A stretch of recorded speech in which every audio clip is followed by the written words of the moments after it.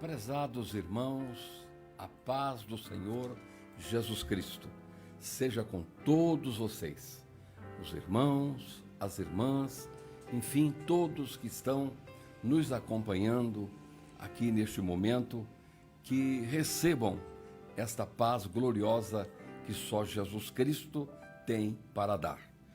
Eu não sei se os irmãos já observaram isto, eu sou até um tanto repetitivo nessa questão da saudação quando eu falo da paz do Senhor Jesus Cristo. Por que eu sou repetitivo? Porque paz é o que todo mundo almeja. Embora as pessoas, os homens, as nações, enfim, buscam essa paz, às vezes brigando, guerreando, e fazem um monte de coisas querendo ver se encontra essa paz. Outros pegam outro caminho, entendendo que vai buscar essa paz na bebida, outros entendem que vai buscar essa paz nas drogas, na prostituição, e vai por aí adiante. Em nenhum destes lugares, em nada disso que eu citei e tantas outras coisas que eu não citei e poderia ter citado, em nada disso o homem vai encontrar a paz. Pois a verdadeira paz só se encontra em Jesus Cristo. Jesus Cristo, sim, Ele é o príncipe da paz. Ele é a verdadeira paz.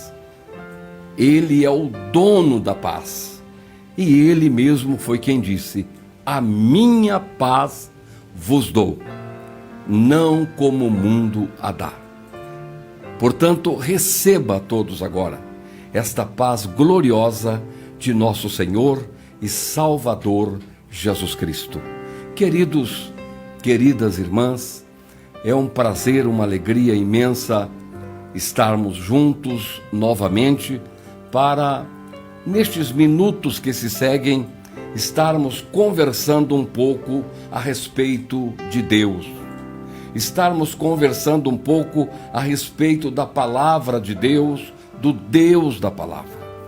Isto é muito importante nós frisarmos, porque às vezes as pessoas ficam muito preocupadas com coisas que não acrescentam nada em descobrir se Adão, há poucos dias eu estava,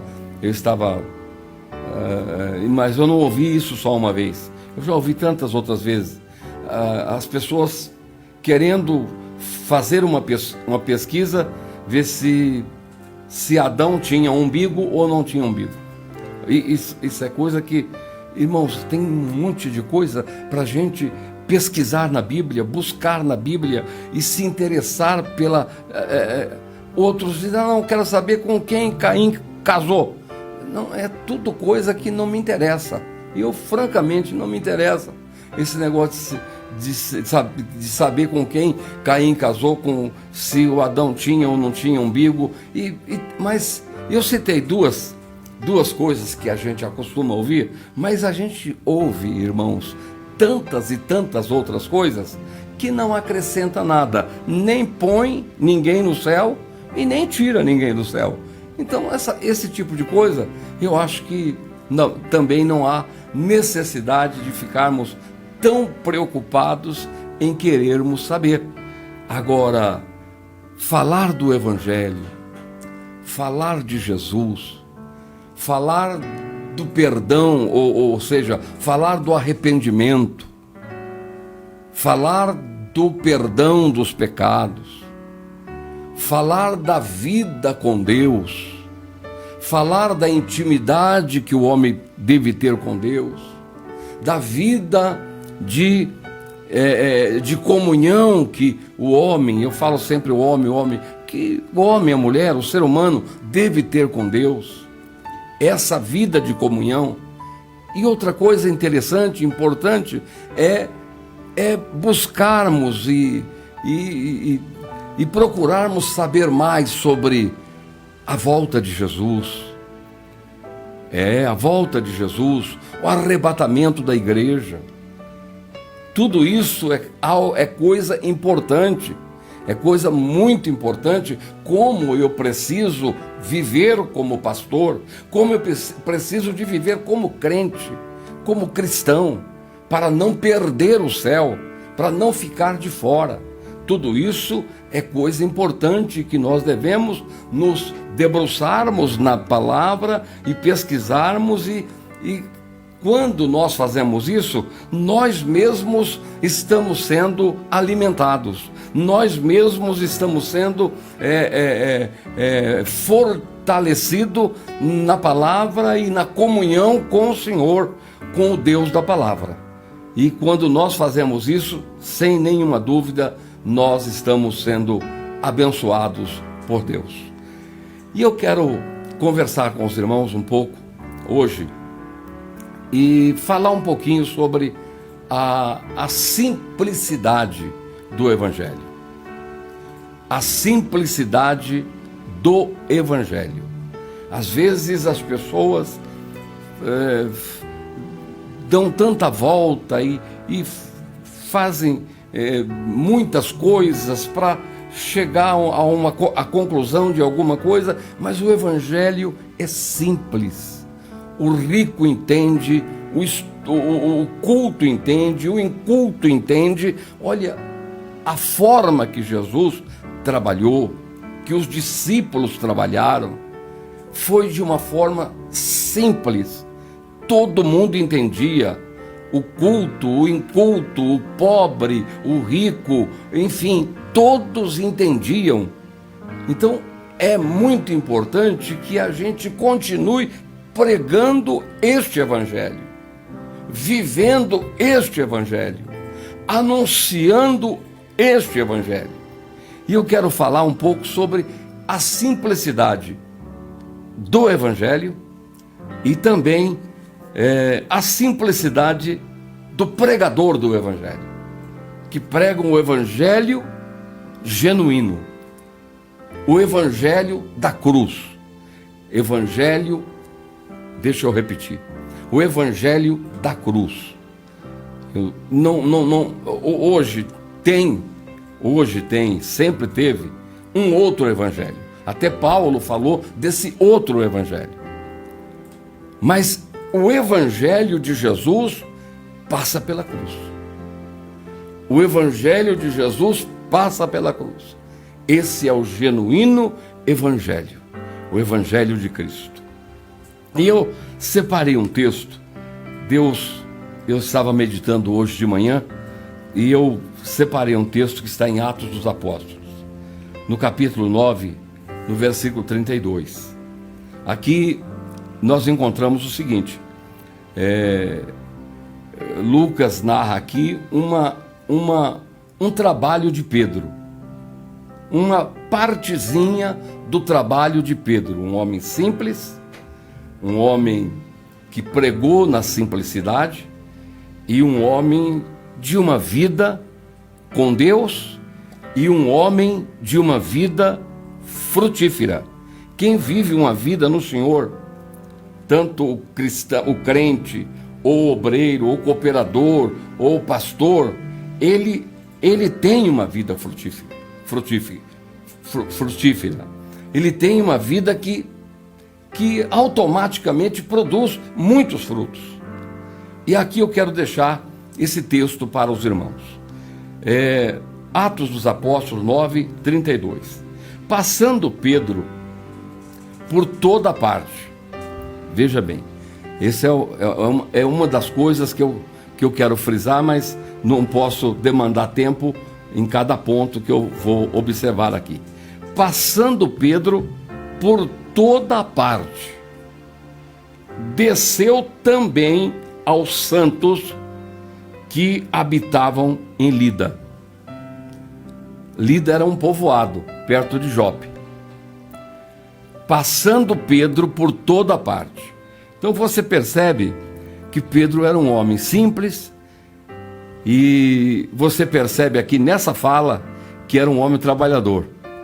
Não era um homem que vivia para dormir, que vivia encostando o corpo, que vivia procurando moleza. Não. Ele passando por toda parte. Onde ele conseguia passar, ele estava passando. Então, passando por toda parte, ele também desceu aos santos que habitavam em Lida, neste povoado. Muito bem, essa é uma observação. Era um homem de trabalho, era um homem que gostava de trabalhar, era um homem que não encostava o corpo, era um homem que estava sempre atento para aproveitar bem o tempo. O tempo é muito precioso, eu falei aqui num dos programas nossos, um pouco mais atrás, que o tempo é muito precioso. E vale a pena nós aproveitarmos o nosso tempo e gastarmos o nosso tempo com as coisas de Deus. Gastarmos o nosso tempo com as coisas do reino de Deus. E aí então, prosseguindo, no versículo 33, a Bíblia diz: Pedro encontrou ali certo homem, olhe bem, certo homem chamado Enéas, que havia 8 anos jazia de cama, pois era paralítico. Há 8 anos ele estava de cama porque estava paralítico. Olhe bem, ele acabou visitando os crentes que estavam em Lida e acabou chegando na casa de um homem que estava doente. Olha, essa é a nossa função, meus irmãos. Essa é a nossa função. Essa preocupação de querer ficar fazendo coisas que não acrescenta nada na nossa fé, não vai te pôr no céu nem tirar do céu. Não, o importante é nós nos atermos naquilo que é importante, naquilo que nos edifica e naquilo que edifica a Igreja de Cristo, naquilo que edifica a obra de Deus. E aí ele desceu, ele encontrou em Lida a casa de Enéas. E quando ele entrou na casa de Enéas, olha o crente produtivo. Quando ele entrou na casa de Enéas, ele disse uma palavra que me toca muito. Ele disse uma palavra muito interessante. Disse-lhe Pedro, quando ele entrou na casa de Enéas: Enéas, Jesus Cristo te cura. Foi só isso. Não fez mais nenhum trabalho a não ser profetizar a cura de Enéas. Irmão querido, irmã querida, seja você uma profetisa de Deus. Ah, mas eu não tenho carteirinha, eu não tenho. Seja você uma profetisa de Deus. Seja você, meu irmão, um profeta de Deus. Ah, mas eu não tenho esse negócio de carteirinha não expulsa demônio, carteirinha não faz o Enéas andar, carteirinha, irmãos, é só carteirinha mesmo. É só carteirinha. Se bobear, tem muita gente com carteirinha que, se Jesus voltar hoje, eu não sei se... Não quero julgar ninguém, mas a carteirinha não põe ninguém no céu, não. Não põe ninguém no céu. Então é bom a gente ter muito cuidado com isso. Então, seja um profeta de Deus. Seja uma profetisa de Deus. Pedro entrou na casa e bastou uma palavra profética: Enéas, Jesus te cura. Enéas, Jesus te cura. Essa foi a palavra de Pedro. E imediatamente, a Bíblia diz no versículo 34, levantando Enéas, Pedro disse: pode arrumar essa cama, porque você não vai precisar mais dela. Você não vai precisar mais dessa cama, porque agora ele já foi só uma palavra profética. Enéas, Jesus Cristo te cura. 8 anos em cima da cama, já saltou imediatamente. E Pedro diz: olha, arruma essa cama, você não vai precisar mais. Você não vai precisar mais. E ele imediatamente se levantou. Imediatamente se levantou e andou normalmente. Aí eu quero ir caminhando para o final. E aqui eu quero também fazer uma observação. Uma observação falando de um evangelho simples, falando de um pregador que prega o evangelho simples e de um pregador de uma vida também simples. Aí veja o que aconteceu. Veja o que aconteceu no versículo 35 para a gente fechar essa palavra. Viram-no. Pedro profetizou, Enéas foi curado, Pedro continuou andando porque ele não parou. Agora Enéas ficou no lugar. Enéas ficou em Lida. Enéas ficou em Lida. E aí a Bíblia diz que todo o pessoal do povoado de Lida viram,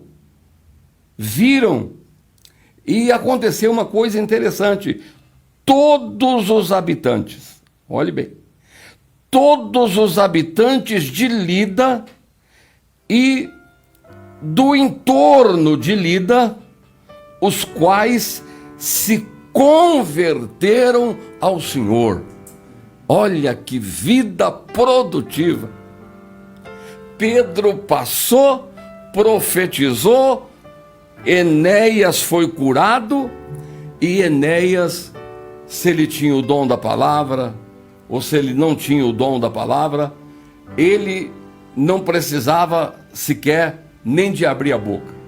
Só a vida dele, depois da passagem de Pedro pela casa dele, Enéas se tornou um verdadeiro missionário naquela região. Todos de Lida e de pessoas de todo o entorno vieram e se converteram ao Senhor. Veja bem, a Bíblia não diz aqui, olha, uma parte ou quase todos. Não, a Bíblia ela é enfática quando ela diz todos que vieram, ou todos os habitantes de Lida, de Sarona, os quais se converteram ao Senhor. Todo mundo se converteu. Olha o missionário que Enéas, aquele homem que talvez as pessoas olhavam para ele e até pensavam: não tem mais cura, esse não tem mais o que fazer, está acima dessa cama há 8 anos, tal. Olha o que Enéas provocou. Pedro passa, profetiza a cura, ele é curado, se levanta, permanece em Lida, o povoado de Lida, todo mundo se converteu. Não ficou ninguém sem se converter. O pessoal do entorno vieram e se converteram também. Esse missionário Enéas foi uma bênção. Nós estamos precisando de Pedro, nesse século 21, nesse período difícil que nós estamos passando, que com toda a ciência avançada, aparece um vírus e ninguém descobriu até agora. Gente morrendo no mundo inteiro, os cientistas correndo e buscando e tentando preparar um medicamento, um remédio, uma vacina, e é só chute até agora. Até agora é só chute, porque ninguém sabe nada. Ninguém sabe nada. Quem sabe é Deus. E o controle de tudo, eu repito, está nas mãos de Deus. Agora, nós estamos falando de homens preparados, estamos falando de homens que se aprofundaram, mergulharam na ciência, na sabedoria, enfim, mas não conseguiram descobrir o vírus, não conseguiram descobrir um medicamento. Mas um homem simples, como Pedro, teve condição de entrar na casa de Enéas, não conversou muito, me parece que nem tomou um cafezinho, nada. Não, ele só passou para curar, ele só passou para profetizar: Enéas, Jesus Cristo te cura. E foi embora. Enéas ficou.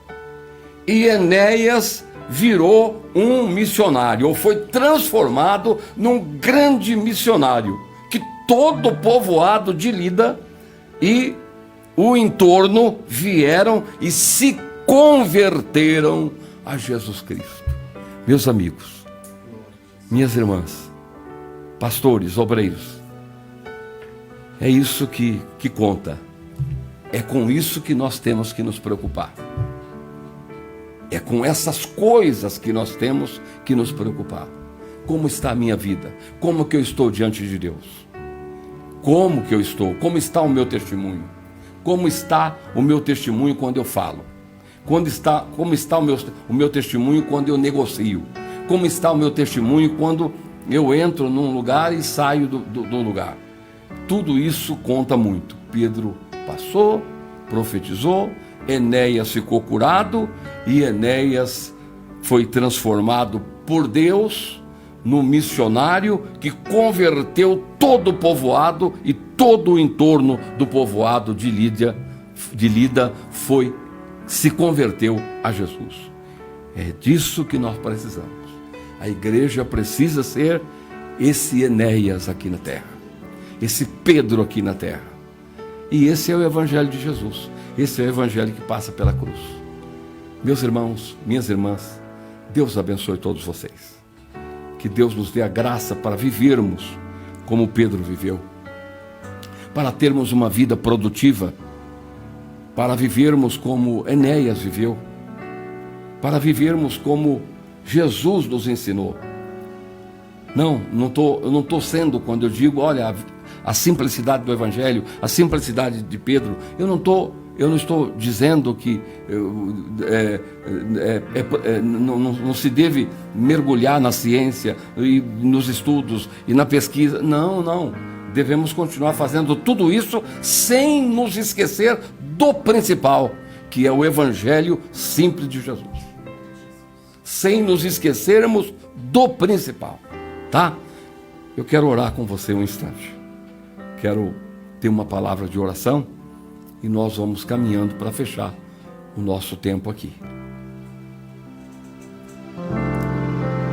Oremos ao Senhor. Maravilhoso Pai, querido Deus, obrigado por esse espaço que o Senhor nos concede nesta hora do dia para te glorificar e para falar das tuas grandezas, da simplicidade da tua palavra, do teu evangelho, dos teus servos. Senhor, obrigado por essa oportunidade. Mas reconhecemos o quanto nós estamos carentes, o quanto nós estamos necessitados das tuas ricas e copiosas bênçãos. E eu lhe peço em nome de Jesus que as tuas bênçãos, de forma abundante, envolva todos que estão nos acompanhando nesta programação.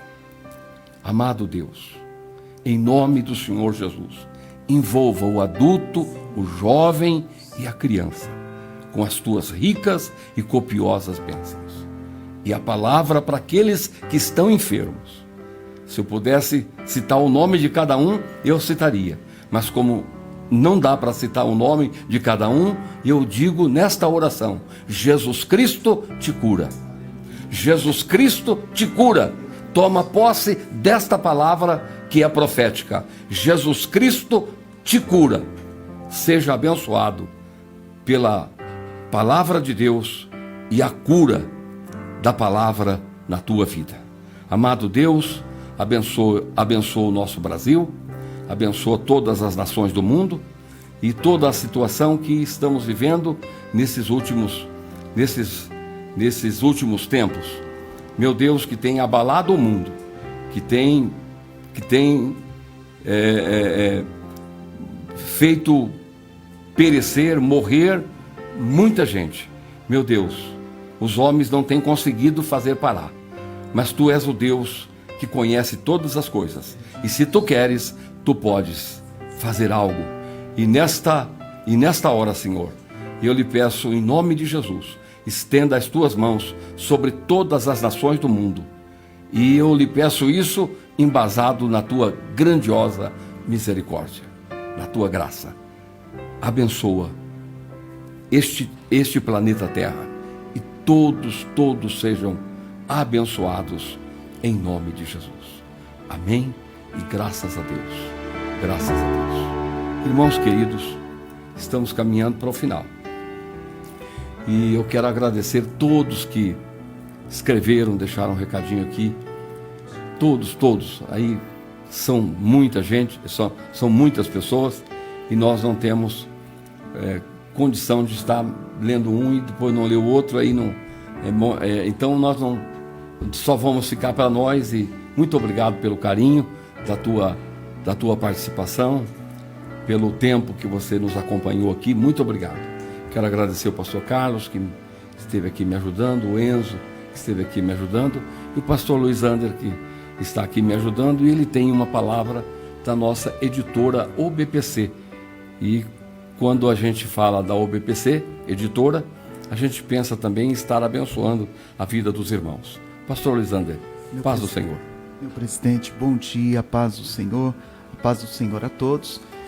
Meu presidente, com a abertura, gradativa das igrejas, da forma que tem acontecido, sim. Nós temos atendido os nossos irmãos e antes de tudo isso estar acontecendo, o pastor Joel Estevanato escreveu a revista Filipenses, um processo de maturidade, uma revista maravilhosa. Nós queremos convidar você que ainda não adquiriu essa revista. Nós temos ainda uma quantidade desse material, um chamado à maturidade, nascidos para serem maduros. Deus trabalhou para a nossa maturidade. A maturidade é um caminho para construir coisas boas. A alegria é o tônico no processo da maturidade e daí por diante. São 13 lições importantíssimas para esse momento, pastor? É perfeito. Um tempo de maturidade, perfeito, pastor? Perfeito.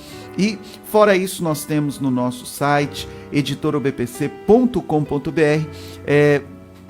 diversas promoções, 40% de descontos em bíblias, livros, materiais da nossa amada editora. Você que está nos acompanhando através do Facebook, através do YouTube, está aí podendo contemplar, e nós estamos aqui à disposição para atender todos os nossos irmãos, pastor. Obrigado, pastor Lisandro, obrigado, pastor Carlos, obrigado, Enzo, e obrigado, irmãos de toda parte que nos acompanharam até aqui. Um forte abraço, um beijo em todos vocês.